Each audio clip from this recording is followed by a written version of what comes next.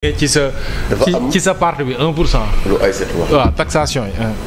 dama bëgg Sénégalais yi aussi ñuy déglu bu baax li ñuy wax te xam ne dañu bëgg sunu réew te caaxaan taxuñ jóg. tête cachée bi dafa am fu ma koy teg d'abord ci benn fi Aïssatou Diop Fall commencé ci Aïda Mbodj bu Abdou Diouf. monsieur Fantomas. wala yàlla bala ngaa daanee mu woo la ko. Fantomas waaw. il faut xale yi xam. dëgg la ne Aïda Mbodj mii ci Abdou Diouf la woon. xamoon na tamit muy accusé Macky Sall. mosoon na ci Senghor tuuti muy accusé. Macky Sall 2. non Ablaye Wade de Fantomas. am na benn film bu ñu daan seetaan bi ñu nekkee xale. les années 80. les années 80 mooy Fantomas borom nañ. waaw moom moo ko tuddee woon Ablaye Wade. waaw après mu def na nag Ablaye Wade. mu ne ko mooy tu es le meilleur président. Aïda Mbodj mi. après Macky Sall nu mu def Macky Sall. après Macky Sall ñëw ñu war dem élection. Macky Sall dem këram mu toog joxewul moo doon. joxe moo doon. tey moo ñëw nii. boot xale yi. boot xale yi. mooy seen yaay mooy seen maam. te quand il s'agit d'aller au front c'est tel. est-ce que yaa ngi dégg. et puis non Omar. oui pour des gosses qui nous ont vendu l'antisystème. oui déjà. ils nous ont vendu ça hein. léegi Aïda Mbodj boobu. foofu laay teg det cachée bi. si Aïda Mbodj laay teg det cachée bi xam nga dama teg foofu det cachée bi. oui. mooy dañuy dem Ziguinchor Sonko jékki-jékki mën na kuy daanu mu téeku. waaw moo ko akaba mais finalement yow sama bàjjen yow dans toutes les sauces finalement. tu te rappelles. waaw connivence waaw dafa ñu ne sa waay dafa xaw ma fay. dafa amoon malaise waaw malaise ba pare n'oublie pas xoolal Bart moo naaw. waaw capté ko au vol. waaw. Bugaan doomu ndey Bugaan moo apprêté benn jet privé. est-ce que tu imagines. des bisous à Bugaan moo apprêté jet privé. xam Bugaan moo doon compte en banque ba ak haut-parleur bi. sama président. non sa président dafa neex. dama xool benn expression gars yi xëy toute une journée di ma saaga. man les Sénégalais sont une race émotionnelle. émotionnelle. non xool on est comme des éponges. c'est ça. et puis aussi mais aussi c'est un jouet ak ay nandite Ousmane Sonko esprit la. mu jógee foofu. waaw mu jógee foofu. tous dalu ko dégg nga mel nii Aïda dégg nga xool gis nga bàyyi Aïda li mu waxal ni Oussou te Oussou nag Oussou ne moo tax bàyyi Aïda ma ñeme moo ko ne dama koy prévenir rek gis nga Oussou ku ko waxal midi mu génn 15 gis nga fi ñu toll nii je te jure semaine prochaine il va nous faire un live d'enfer daay ne dara daluma ba Diomaye maa xam fal dégg nga mu ñëw di def ay affaire dana humilier bàjjen moo tax avec Oussou prenons des pincettes. c'est ça yaa ngi dégg mu jóge fa ñu dem hôpital. hôpital waaw. dem na hôpital. bu ko fàtte. Oumar yaa ngi rafetlu mu ne instant bi bu ñu ma waxoon léegi Sonko mii. du ma bett dee na du ma bett. mu ni moom ak Habib Sy. ak tàndarma ba ne tàndarma bi sax si tàndarma sëñ Mountakha ba. xàmmeewuñu sax. Habib Sy di jooy. c'est Aïda Mbodj. c'est la même Aïda. mu ngi nii moom moo ñu ko waxoon. moom la c'est elle. ak toutes les conséquences c'est docteur Aïda Mbodj. ak toutes les conséquences. toutes les conséquences. il a fallu sëñ Moustapha Sy. Tiwaawan. mu wax. moo ñu ko baaxee. baaxee ñu. gars yi li nga xamante ne mooy. stratégie bi ñu tegoon fa. Omar je t'adore dëgg la. di ma moo ko waxoon. moo ko wax après gars yi song ko tuuti. après premier ministre dëggal ko arène. dem toog arène bu fàtte loolu juste. Aïda Mbodj moo wax. mu ne di tappale ñi doon dem di tappale. ñoom ñu xam nañ dañuy tappale. ba ba sëñ bi neewul sax wax naa leen bu leen kii bu est-ce que yaa ngi dégg sëñ bi foofu nu mu wax. man ñëwee ma sëriñ nag ma ñëwee ma leen. Sonko moo dem arena. waaw. ne tey micro kii bi pexe yi ñu def. waaw ba génn si. c'est-à-dire pexe avec toutes ses conséquences. waaw mais dara dalu ma woon dara. conséquences yi xale ba nee na maa dugg ci groupe avocat yi.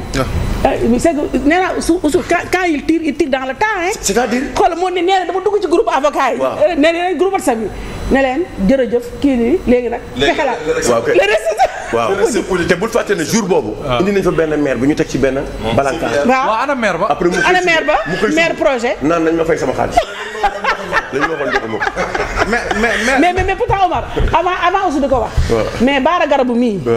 moo tax Baara Garabu mais écoute il en profite ah Baara Garabu qu'est-ce que vous avez dit. nee na moom aussi moom tam Baara mi nga xam ne dafa amoon téere tombe mort. téere anti prison. dugg prison. léegi nee na moo aussi ñoo nekkoon ci pavillon spécial. di xëccoo télécommande.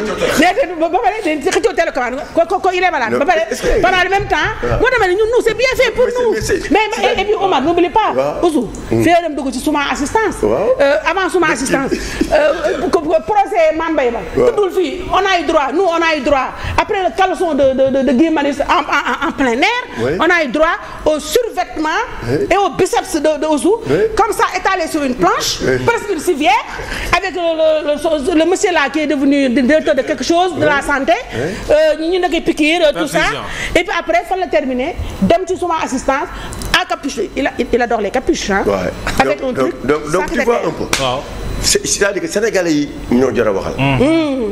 ñoom ñu xam quoi xam ne caaxaan bi dafa war a jeex. te ñu ne si dëkk quoi je pense que sénégalais yi li ñu seetaan Casa di Papel dafa bëri. c'est-à-dire xoolal jeu boobu. li ñu seetaan Casa di Papel moo bëri. naa dañ ko seetaan affaire bi. yaa ngi dégg si ay dem boobu xoolal chemin boobu. waaw ak toutes ses conséquences. très bien. est-ce que cette même ay dem ak fi mu jaar yëpp ak ñun. ci kaawu Sonko. war na mën a toog si télé. encore. ne daa feebar di waxati. di la wax ne la Ousmane Sonko. dafa feebar ba pare osé ne Diomaye dafa dem seeti ji ko. yaa ngi dégg. moo tax demul conseil des ministres. waaw est-ce que yow. Koundou Bine récemment boo gisee ñu. man su ma neexee ma ne gëmuma ko. est-ce que tey war nañu mën a toogaat fii. gëm ko comme ça. gëm ay dëmbal. moo tax ma d'accord ak yow ne gëmuma ko. man ne gëmuma ko man. ma ne gëmuma ci. yotaa waaw c'est-à-dire loolu. c'est important loolu. waaw loolu déjà. non c'est important il faut le dire léegi nag ma dugg ci den. dette cachée bi. dette cachée bi. waaw avant ci sa 1%. waaw 1% yi moom yow lañ ko war a bàyyi. Olivier comme yow da nga commencé ci information cachée. waaw voilà. est-ce que tu comprends. léegi ci loolu. Olivier Sy n'a pas dit ce que nous n'avons pas dit. Ah oui, quand même. du Aïssatou plateau du ñun ñëpp. Malheureusement Sénégalais bi il faut que tubaab bi wax. mais tubaab la quoi. waaw. complexe du colon. mais franchement. on a tout dit nous. Qu'est-ce qu'il a dit que nous n'avons pas dit. Quand même. Il y en a pas. C'est vrai.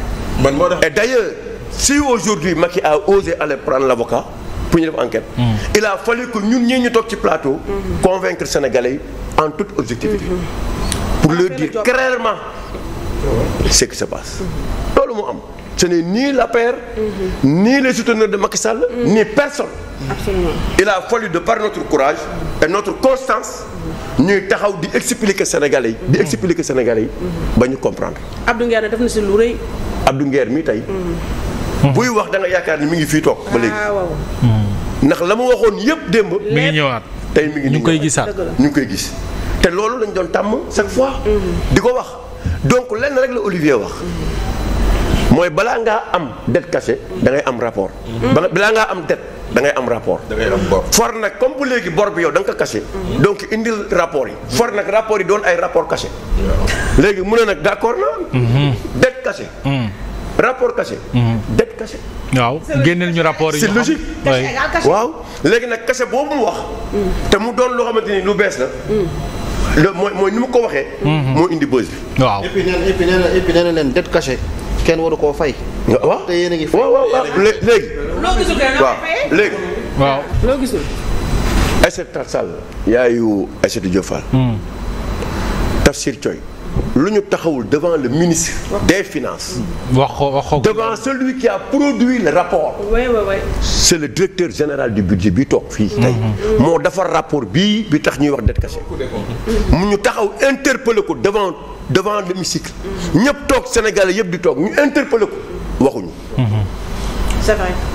moo tax tey boo gisee tey ngeen wax ne ñii fa toogoon nii tey naan nooy jéem a expliquer. c'est normal que ñu am loolu parce que ndeyu mbi lii seen bopp. la ñu toog interpeller leen directement à l'hémicycle sur la dette cachée tontuwuñu. très bien. waaw léegi ñii bu ñu tontoo est-ce que réellement cas la mais xamal la moom metti Sénégalais yi. mooy Cour des comptes moo amatul valeur. et c'est triste ça. et c'est triste fa la ñu nar a yóbbu c'est-à-dire tey dinañ dem ba ci réew mi Cour des comptes def rapport. kenn du ko gëmati c'est fini mais la Cour des comptes c'est presque fini pour elle hein. Et puis pourquoi prendre Fortis Mazars, un cabinet privé? Est-ce que en quoi elle est plus valable que la Cour des comptes? Tu imagines un peu ce que ça fait? C'est triste. Xoolal Cour des comptes ay milliards lañ ko tabaxee. billaay am si ñoom yaakaar mu une institution. ay magistrats nekk waaw yokk seen doole. carrément ñu war a liggéey. ay magistrats nekk fa. tey yow gëmatuñ la. ñu ngi xaar jël benn cabinet privé. mu fay ko. est-ce que waroon nañu nangu loolu ñoom. waroon ko nangu et puis sànq wax nga ko honorable député. FMI moomuñu de. FMI intérim lay seet. kese. c'est-à-dire ce que les gens ne savent pas mooy waxu FMI man yëngaluma. billaay. ñun waxu FMI yëngaluñu xam nga ñu mën amal important. Sénégalais bi nan lay gisee boppam. nan lay dundee dundin bu neex. te du am problème. wallaay ñun loolu moo ñu intéressé. mais oui c'est ça. Sénégalais lambda bi loolu moo ko intéressé. mais li FMI di wax nii. ñun intéressé wu mais dañu xam ne. ñoom li ñuy wax dañ ko tegul fenn. très bien. teg ko ci fan mooy honorable dette cachée bii ñuy wax ngeen ko léegi muy dette bancaire bi. dette bancaire boobu mënoo ko jël ne dette bi baaxul nga di ko fay. te article 43 ko. en toute logique. en toute logique. c'est-à-dire mënoo ko jël yow dugal ko sa loi de finances rectificative 2025 ne da nga koy fay. ba pare ne caché la. waaw. j'ai un problème. waaw. Ils ont fait une loi de finances initiale. waaw. Dans un moment bi nga xam ne on ne sait pas on est parti de 77%. 99%. jusqu'à 100 ba aujourd'hui 132. Sur quelle base. Aujourd'hui la loi de finances initiale. dette bi ci lañ ko fixé. man loolu moo la am problème parce que quand tu vas faire ton analyse macroéconomique ak dépenses yi nga war a def. tu vas situer la dette quelque part. ñoom ba ñuy départ est-ce que dañ ko jëloon ci li ñuy waxoon 119%. wala léegi 132 bi la ñuy jël parce que ça fausse tout le calcul de la LFI de 2026. waaw man gëw mu ne Mazars.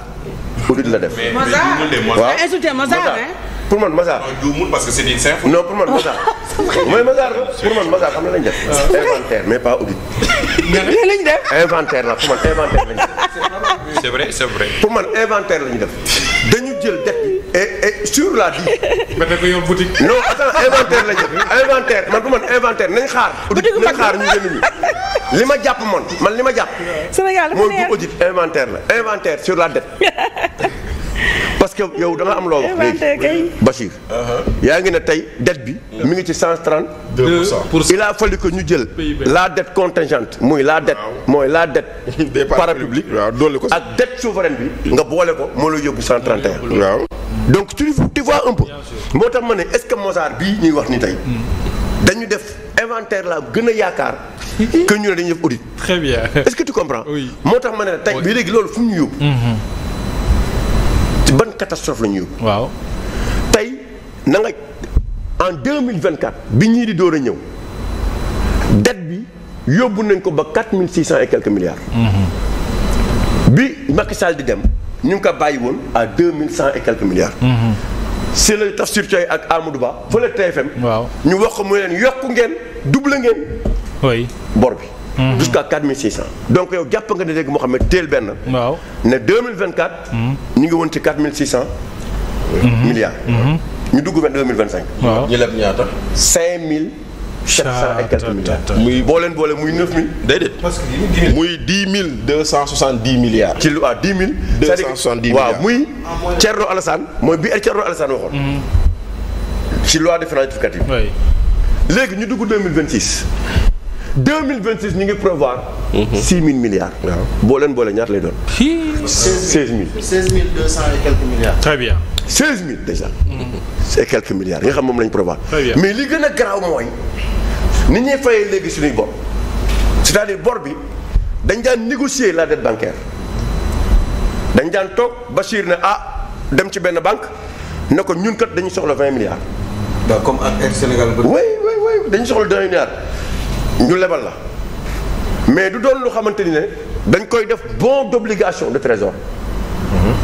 dañuy waxtaan ak yow di dugal bu ñu amee dugal bu ñu am xaar di am ba mu mat ñu fay la. mais léegi da nga ko def nu xamante ni ne da nga ko def ay bons yoo xamante ne bu date bi jotee avant ñuy fay salaire fonctionnaire da nga leen di fay. parce que léegi bon lañ doon. et c'est ça le malheur. empreinte obligataire. waaw foofu mooy grave. léegi maintenant Bachir wax na ko keroog Sénégalais yaa ngi ñuy déglu dama bëgg yéen d'abord bor bi Sénélec am nar a am ci 120 milliards yi. yii Air Sénégal di am. yii ñeneen ñi am. dama leen laaj nguur gii. ndax dem nañ am autorisation assemblée. ndax dem nañ autorisation assemblée. est-ce que dette boobu aussi ban dette la dette cachée lay doon. voilà dette bancaire lay doon. wala dette la bu ñuy dugal ci dette souveraine. mais léegi fu mu toll nii c'est la grande question. Sénélec c'est encore plus grave. c'est plus grave parce que ñoom. c'est un conflit d'intérêt. Aïcha Omar ñëwal ci taxation. c'est-à-dire que aujourd'hui ñoom. waaw dañoo ne la dette qu'on appelle cachée a été contractée hors circuit budgétaire. C'est-à-dire que hors autorisation parlement. mais tey Sénélec mu ngi dem lebi 120 milliards. mais qui peut nous sortir l'autorisation du parlement. mais non pire li ñu leb ba léegi. y a pas d'autorisation parlementaire. il y en a pas. oui. il y en a pas léegi maintenant. waaw wax na loolu foofu. parce que ñoom il faut ñoom parce que dañuy jëm ci budget bi. li nga wax leer na. honorable député ngi nii. chaque fois bu ñu leen di indil projet de budget loi de finances initiale. ça doit être accompagné par une loi de règle. est-ce que gisagum nga nii. 2 ans amul 2 ans. yaa ngi dégg de. Mohamed yaa ngi dégg. waaw. mënoo leen présenter budget te indiwoo loi de règlement. mais Omar. 2022 pour ñu xam yow li nga dépensé. Omar 2022. Cheikh Omar Sy mën na seede lu ñuy wax. première législature bu Yewwi Askan Wi dem assemblée. les députés ont exigé la publication des lois de règlement sinon duñu voter loi de finances. très bien Omar ñëw ci taxation. waaw mais lii nii tamit dafay am non c'est-à-dire il faut ñi xam ne. voilà parce que ñi ñuy waxal nii. il faut ñu xam ne li ñuy wax dafa daan am. wallaay li ngay wax ak li ngeen wax ak leer. waaw kay léegi ñu xam ne dafa daan am rek. ce qui avait exigé de Macky Sall. merci Bachir. du nguur de Macky Sall. on laisse la Omar production terminer. du rapport. De la loi de règlement. Aujourd'hui, ça fait 2 lois de règlement qu'ils ne nous ont pas présentées. Parce que loi de règlement 2023. dañu ko adopté conseil des ministres. yóbbu ko assemblée rocci ko. loi de règlement 2024 kenn indeegu ko. merci. donc maintenant. waaw sénégalais yi. ñoom ñii di wax boobu tam day bokk ci rapport waaw léegi ñii di wax transparence jubal jubanti na ngeen jàpp ne biñ fi ñëwee ba léegi amul benn loi de règlement buñ ñu présenté ñu xam certifié par la Cour des comptes ñu wane ne ni ñii seen dépense nii ak nii lañ ko defee ba mu jeex te loolu tache d'huile la. te loolu stage ah ci ñëwal ci sa 1% yi. léegi loolu déjà taxation yi. léegi di leer na loolu ak a leer.